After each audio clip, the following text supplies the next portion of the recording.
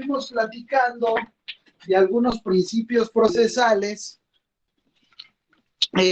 hoy les voy a dar algunos otros principios generales del derecho y algunos principios en relación a los derechos humanos.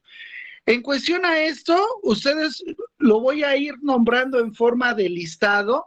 Si tienen alguna duda, alguna cuestión, levantan la mano. Si quieren participar en relación a lo que estamos platicando, también levantan la mano en el chat para efecto de sus participaciones.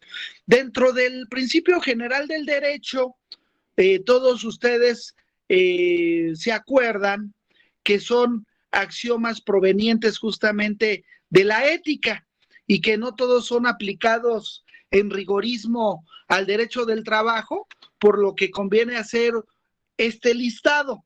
El primero, y que todos lo conocen, todos lo han visto en una demanda, va a ser el accesorio sigue la suerte de lo principal.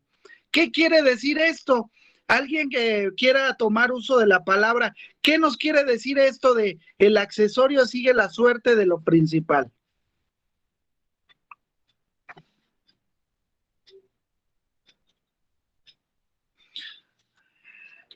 En materia del trabajo vamos a considerar lo dicho, que va a encuadrar sobre que no se debe de evadir responsabilidad por ninguno de los patronos respecto al trabajador, en caso de que se reciba beneficio de su trabajo.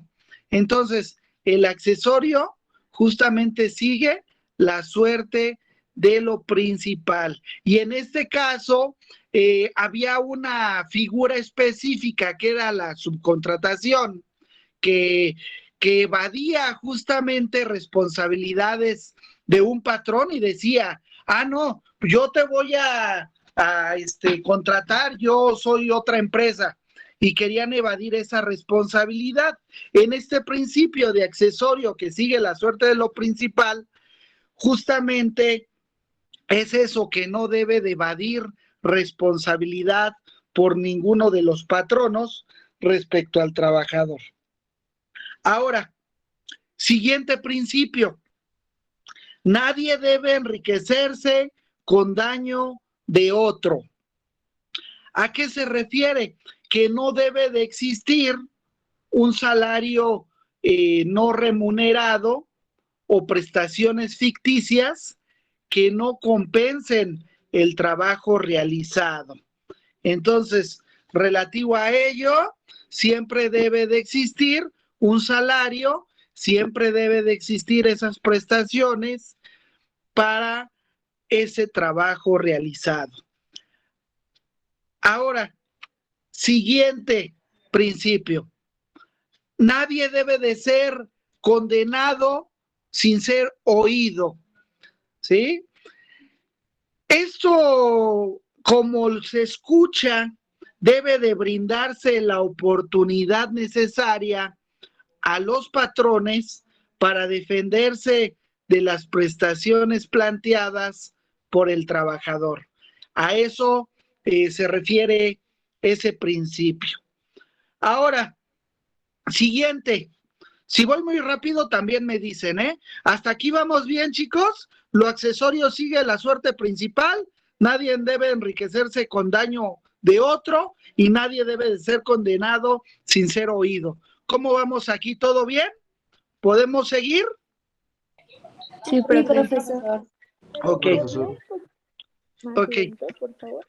Sí, claro que sí. ¿Te repito uno en particular o nada más tranquilo? No, anoté todo bien, pero es un prólogo un poquito más. Ok, perfecto, claro que sí. ¿Y esto por qué se los digo? Porque se los voy a preguntar, chicos. Ya se aproxima el primer parcial y va a ser nada más de lo que hemos visto, de lo que está en plataforma en Classroom y algunos detallitos como estos principios procesales. ¿Sí? Otro principio, fíjense, lo hecho contra el derecho se presume no hecho. ¿sí? Lo hecho contra el derecho se presume no hecho. ¿A qué se refiere? Fíjense, esto se da mucho. Lo que podemos aplicar justamente a las cláusulas del contrato del trabajo y que violentan disposiciones legales o violentan disposiciones constitucionales, ¿cuál creen que sea la sanción jurídica en este caso? Pues va a ser la inexistencia justamente o la nulidad de las mismas, como si no hubieran sido puestas. Entonces, si hay irregularidades contrarias a nuestra Constitución, a nuestra ley, automáticamente son nulas. Eso es ese principio. Lo hecho contra el derecho se presume no hecho. Y eso también lo pueden citar en alguna demanda laboral relativo justamente para nullificar ciertos actos, lo pueden mencionar. Ahora, siguiente principio, equidad. Hablando de equidad, pues bueno, vamos a hablar un poco que para lograr el equilibrio, o en este caso la verdadera igualdad, se deben de compensar las debilidades de clase. En este caso, todos por igual. A eso se refiere esto de lograr ese equilibrio y esa verdadera igualdad para todos. Siguiente principio. Error elimina voluntad. Eso está interesante. Fíjense que en algunos asuntos lo he aplicado y dentro de ello son convenciones o son contratos en el que se engañó al trabajador y en este caso se entiende fuera de su consentimiento y por tanto deben detenerse por no puestas cuando dañen derechos laborales.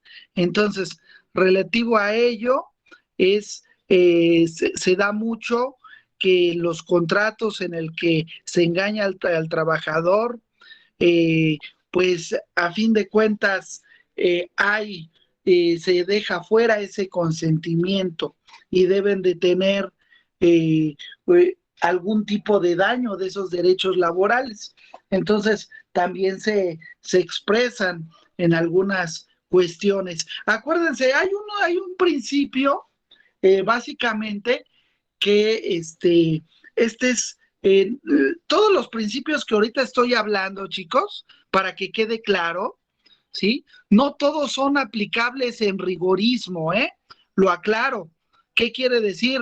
No es de que lo apliquemos en todo, pero son algunos que me interesa que ustedes tengan conocimiento, ¿sí? Dentro de ello tenemos otro principio relativo justamente general del derecho que se establece de esta manera. Ignorancia.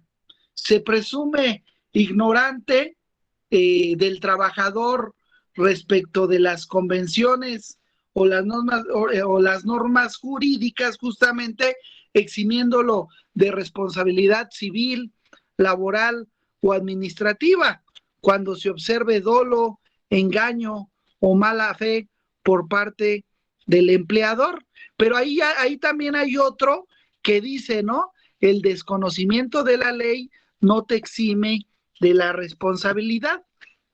En este sentido, este principio de ignorancia, pues también se puede citar, pero a lo mejor ahí pues se puede contraargumentar que no hubo mala fe, que no hubo engaño, que no hubo, pero bueno, se puede citar como ignorancia que se presume que se puede eximir un poco porque observó ese dolo, observó ese engaño, esa mala fe por parte del empleador, etcétera, ¿no? Entonces, por eso lo estoy citando.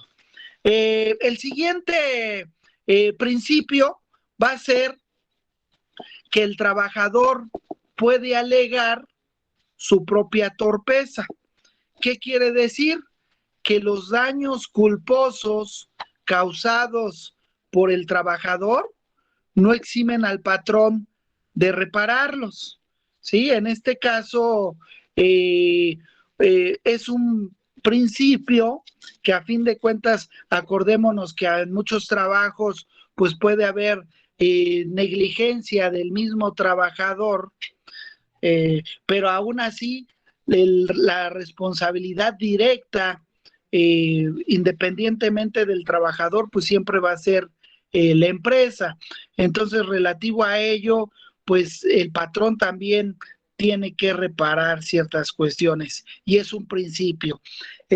Otro que tenemos va a ser la ausencia de documentos. Esto es muy importante porque en materia laboral, ¿quién tiene la responsabilidad de salvaguardar los documentos?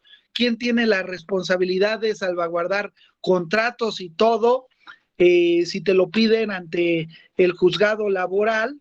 En este caso ya hablo de juzgados porque ya en varios estados ya estamos como juzgados y solamente Ciudad de México me parece que en octubre, pero bueno, relativo a ello, ¿a qué nos basamos justamente en esa documentación?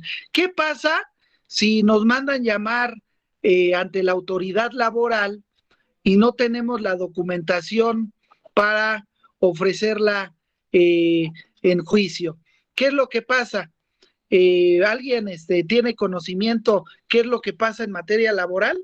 Si no tienen la documentación en relación a las pretensiones en el cual quiere llegar al trabajador, ¿qué es lo que pasa ahí en ese aspecto?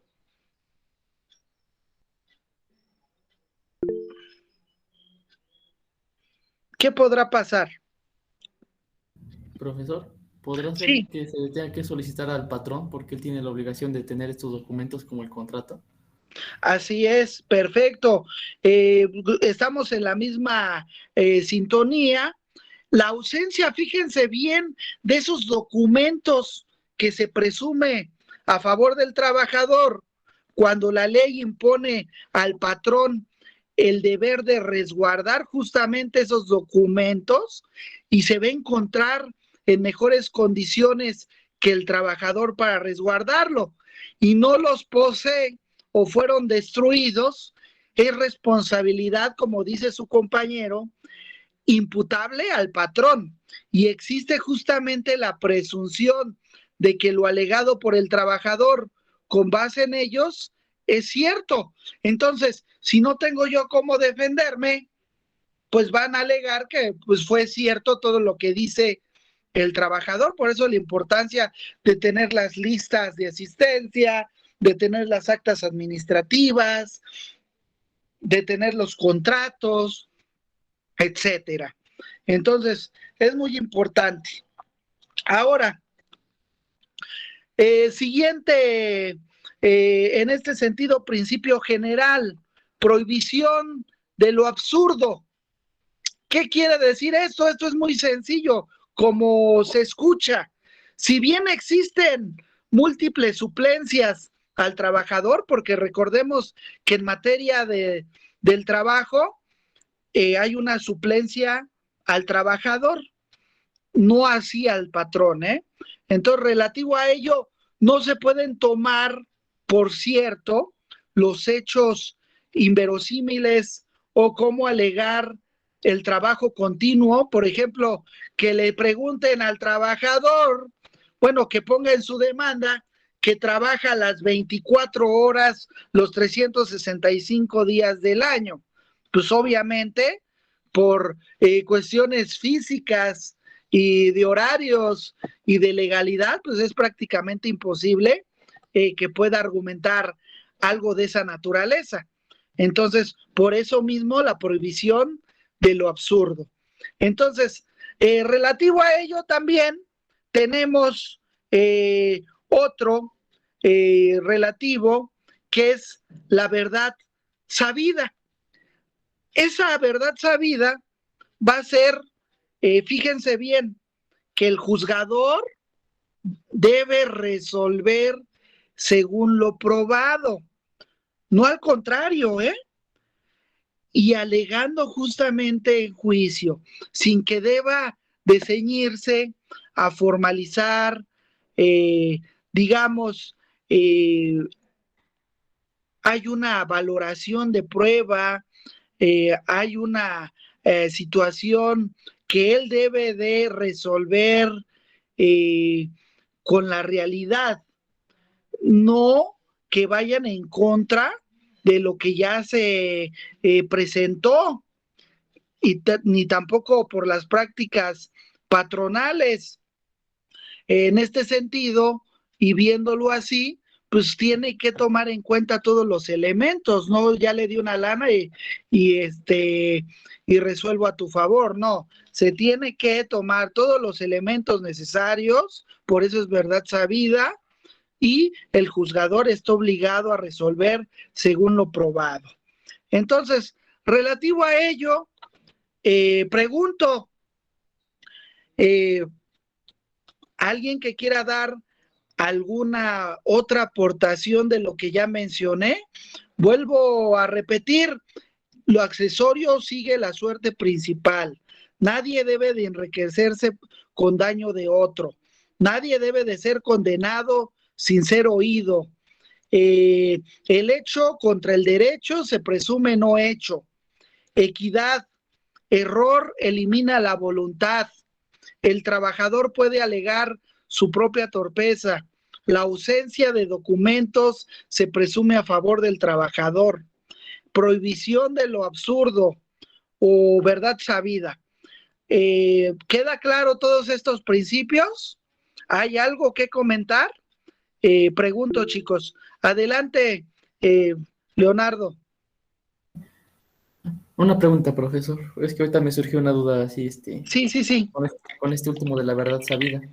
Ajá. Lo que decía en la anterior clase, creo fue la última clase, de lo de la inspección judicial. Uh-huh. Puede ser como, bueno, es que no sé cómo podría de alguna manera, no sé, entorpecer el juicio del juzgador, no, es que no entendí, bueno, como que lo estoy confundiendo un poco con esto de la verdad sabida. No, fíjate, es que mira, primero, es que la inspección judicial pues va a ser una prueba, ¿estás de acuerdo? Entonces, relativo a esa inspección judicial, pues justamente el juzgador debe de allegarse de todos los elementos para resolver según lo probado. ¿Qué quiere decir? Pues el trabajador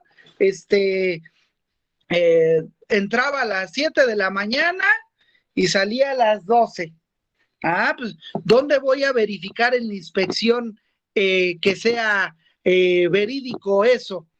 Pues en mis listas de asistencia, o en este caso cualquier otro aparato en el cual tenga el control de las asistencias. Relativo a ello, que se le pagó en el IMSS sus aportaciones. A ver dónde están los manuales, dónde están los libros, dónde están los registros, ¿sí? Dentro de la misma inspección, ahí se va a revisar, ¿sí? Lo relativo al trabajador, pero no nada más esas pruebas, ¿no? Tenemos la testimonial, tenemos documentales, tenemos periciales. Entonces, relativo a esto, el juzgador va a resolver según lo probado. Entonces, relativo a ello, ¿qué quiere decir?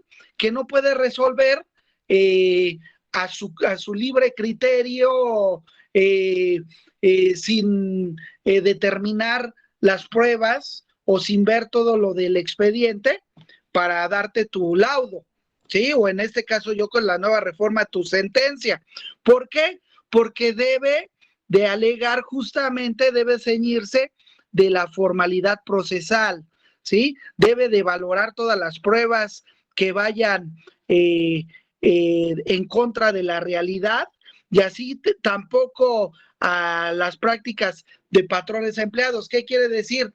Él debe de aclarar todo y con todo el panorama ya general de quién tiene la razón y por qué, en base a eso, tiene que resolver. No sé si te contesté tu duda, Leonardo. Sí, ok, sí, ok, creo que así entendí un poco. Entonces no sería una excepción este principio, ¿no? Así es. Ok, sí, muchas gracias. Ajá. Adelante, Leslie.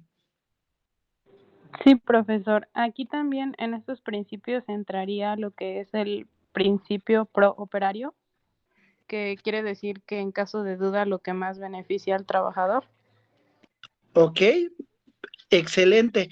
Muchas gracias por tu aportación, efectivamente, pero fíjense bien, todavía hay ciertos principios que vamos a reconocer y que están determinados de acuerdo a su naturaleza. Es muy importante justamente lo que nos está comentando su compañera Leslie, porque hay algunos otros principios que no les he mencionado y que son importantes. Por ejemplo, la no absolución de la instancia.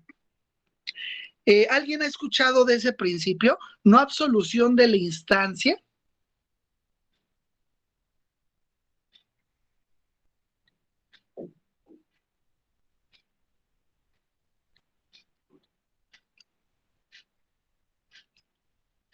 ¿No, chicos?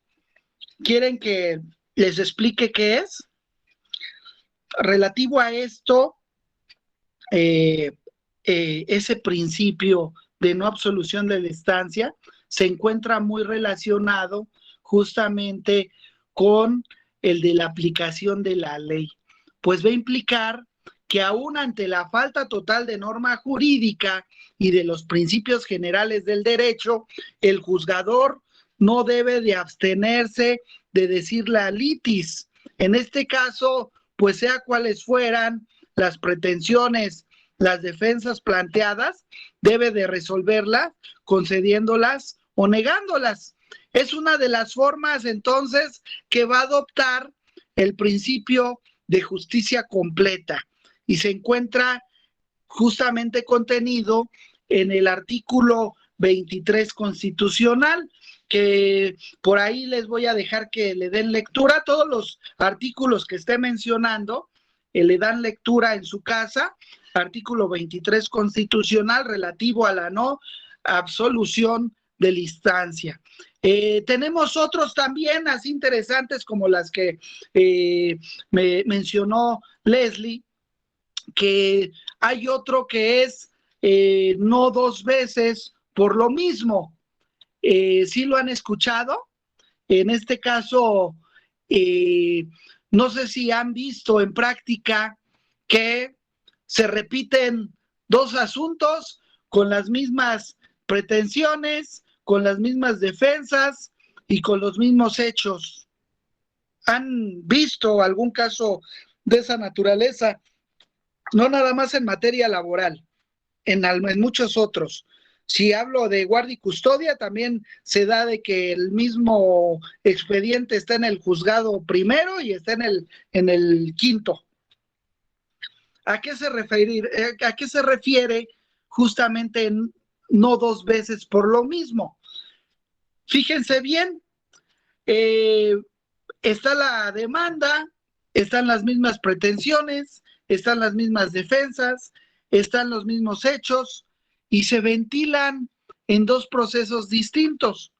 En esto se crea inseguridad jurídica justamente por la posibilidad de que en un juicio se condene y en otro se absuelva por el mismo asunto. Entonces, asimismo, se va a incurrir en esa situación, en esa prohibición de más.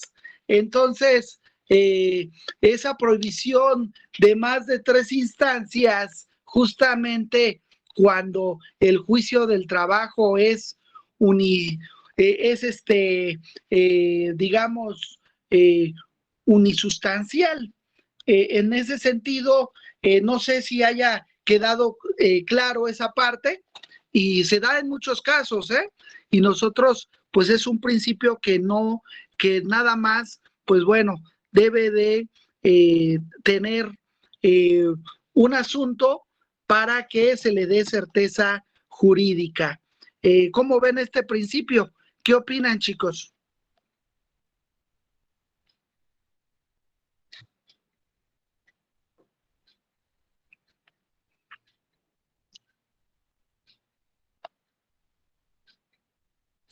Vamos con el siguiente. Legalidad. Ese todos lo manejamos. La legalidad, pues va a estar justamente otro artículo de tarea, artículo 16 constitucional, en el cual va a señalar justamente que todo acto de autoridad debe de ser, ¿qué? Fundado y motivado, asentando de forma debida por escrito o cuando se trate de actos procesales de naturaleza oral. En este caso, debe de quedar registro fehaciente del mismo por escrito, por videograbación, a efecto de dar justamente la certeza plena de su contenido del mismo. Entonces, dentro de ello hay otro principio, y con este cerramos y vamos a los siguientes, que son en materia de derechos humanos, que muchos de ustedes ya lo conocen. El siguiente es la irretroactividad. ¿A qué se refiere esto? Sí, ese sí lo han escuchado.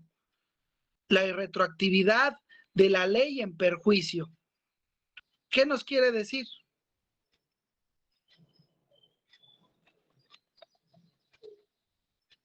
Que no se nos puede aplicar una ley vieja en perjuicio. Ok. Gracias, Guillermo. Entonces, relativo a ello, de acuerdo al artículo 14 constitucional, que se refiere a que los actos jurídicos justamente deben de ser regulados conforme al derecho vigente, y en el caso de emitir una norma con posterioridad al acto, esta no puede afectar situaciones jurídicas, en este caso ya constituidas. Cuando se cause perjuicio a alguna de las partes, pero sí podría hacerlo en beneficio. Por eso estamos hablando de irretroactividad. Entonces, lo puede hacer en beneficio del trabajador siempre y cuando la misma ley lo disponga. Y sobre este punto se debe justamente reflexionar justamente la prohibición de afectación, que es sobre derechos adquiridos o ya constituidos, y no sobre expectativas de derechos que han de constituirse por el paso del tiempo. Yo creo que este es súper sencillo, está súper digerible, pero de todos modos ya es otro artículo a leer, artículo 14 constitucional. Ahora, vamos, relativo a esto, yo pregunto, ¿todo ya está claro en relación a la irretroactividad, en relación a la legalidad, en relación justamente a no 2 veces por lo mismo, a no absolución de la instancia, que son principios de simple ilustración que reconocemos y que son inagotables? ¿Hay alguna duda de estos principios? Si no, para continuar con los más importantes para mí, que son en materia de las reformas en materia de derechos humanos y de justicia, que se implementan no nada más en materia laboral, sino en todas las áreas, ¿no? Entonces, relativo a ello, ¿alguien ha escuchado en materia de principios, en materia de derechos humanos y de justicia, como el pro persona? ¿Sí saben qué es el principio pro persona? Adelante, Andrea. ¿Sí me escucha, profe? Sí, sí, todo bien. Básicamente es el principio que estipula que se le debe de brindar una mayor protección a las personas en general. Es decir, que si hay, por ejemplo, un tratado internacional que garantice un mismo derecho que está dentro de nuestra Constitución o de nuestro sistema jurídico, pero brinda una mayor protección, entonces se puede aplicar ese tratado. Ok, muy bien, gracias por tu aportación. Solamente complementando con lo que dice su compañera, justamente en el artículo 1 constitucional, en su segundo párrafo, es donde justamente señala que toda autoridad ha de respetar los derechos humanos contenidos justamente en nuestra Constitución. Y como dice su compañera, en los tratados internacionales de la materia. Entonces, con esa finalidad de que existiendo varias interpretaciones diferentes sobre el mismo derecho, pues sea aplicable justamente la que permita una mayor protección, como ya lo ha mencionado su compañera, o extensión justamente al derecho humano del gobernado. Así es, ese es el principio pro persona y es en materia de derechos humanos. Otro principio importante en materia de derechos humanos es la cuestión de universalidad. ¿Qué es la universalidad? ¿Alguien que quiera comentar algo de la universalidad? ¿Qué podría ser?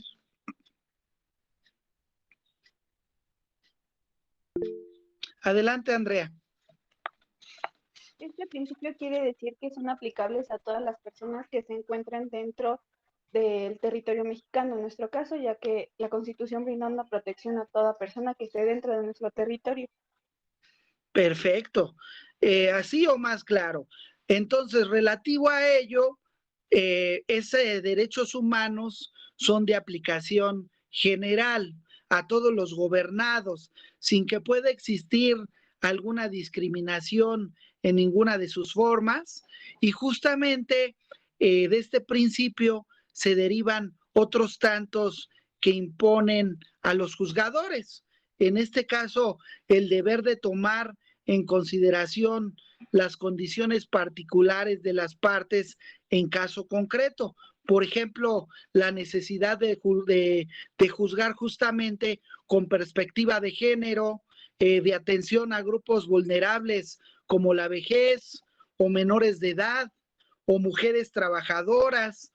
De ahí que existan diversos protocolos emitidos por la misma Suprema Corte de Justicia de la Nación que van dirigidos a los juzgadores con el fin de orientarlos con esas estrategias y esas directrices aplicables a cada caso, que en la práctica vemos que en el pleno siglo XXI hay juzgadores que todavía les cuesta mucho trabajo aplicar esa universalidad y que por eso sus resoluciones son finalmente desechadas, ¿sí? Por lo mismo que no aplican derechos humanos y son muy rigoristas o a veces dentro de ello ya tienen algo predispuesto, pero si ustedes se fijan, el juzgador debe de tomar en cuenta justamente sin discriminar a ninguna persona, a ninguna de las partes y aplicarla con casos concretos, ¿sí? Esa necesidad de juzgar con ciertas perspectivas es importante.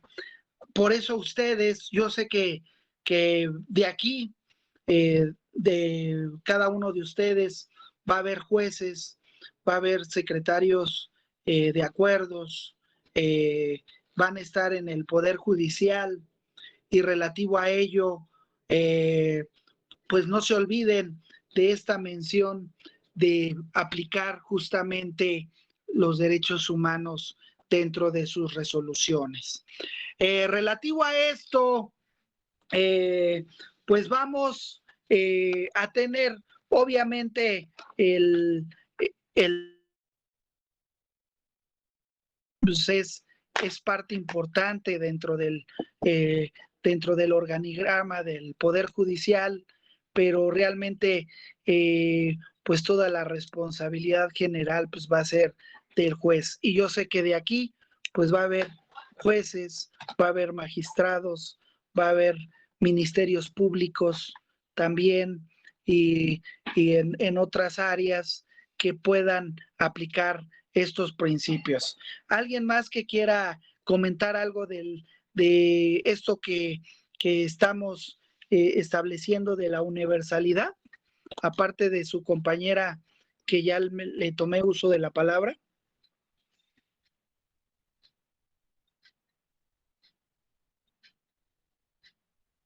Ok, vamos al siguiente. El siguiente principio también es muy conocido y se llama interdependencia. ¿Qué es la interdependencia?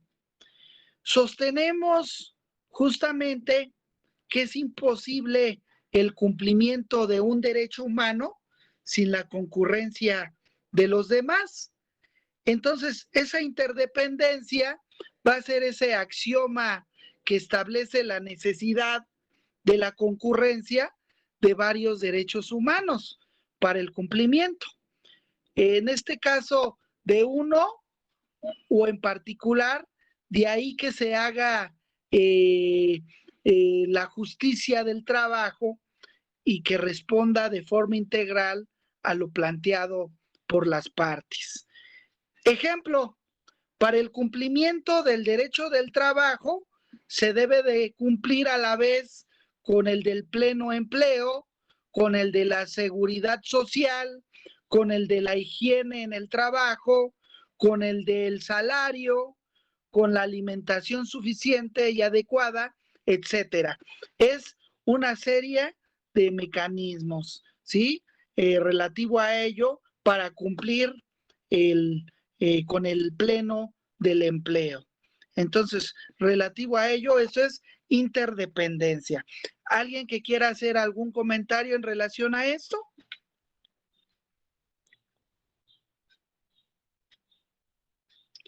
Vamos con otro lógico y que también es aplicable mucho en derechos humanos. Progresividad. ¿Alguien sabe de este principio? Progresividad.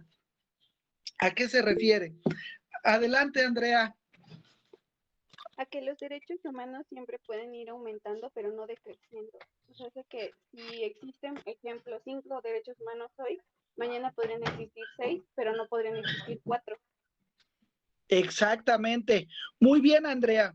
De todos modos, te voy a pedir de favor que cuando te anotes tu participación, le vas a poner cuántas veces tomaste uso de la palabra, por favor. Como dice su compañera Andrea, en la cuestión de progresividad, es aquella que va a obligar al aumento en la extensión y a la protección de determinado derecho. De modo de que si es modificado en el cuerpo legal o en el contrato de trabajo individual o colectivo, solo pueda ampliarse al mismo tiempo y va a establecer la restricción en la disminución de la amplitud de derecho ya reconocido. En este caso, solamente es ganar, ganar. ¿Qué quiere decir? No me puedes dar un contrato con menos derechos a los que ya estaban reconocidos anteriormente. Si no, me lo puedes mejorar. ¿Sí? ¿Estamos bien hasta ahí, chicos? Hasta ahí nos vamos a quedar. Les agradezco mucho su asistencia y nada más se van a anotar los que participaron y de asistencia pues ya también ya hicieron sus anotaciones. Muchas gracias, chicos, nos vemos, cuídense mucho. Gracias. Hasta luego, gracias.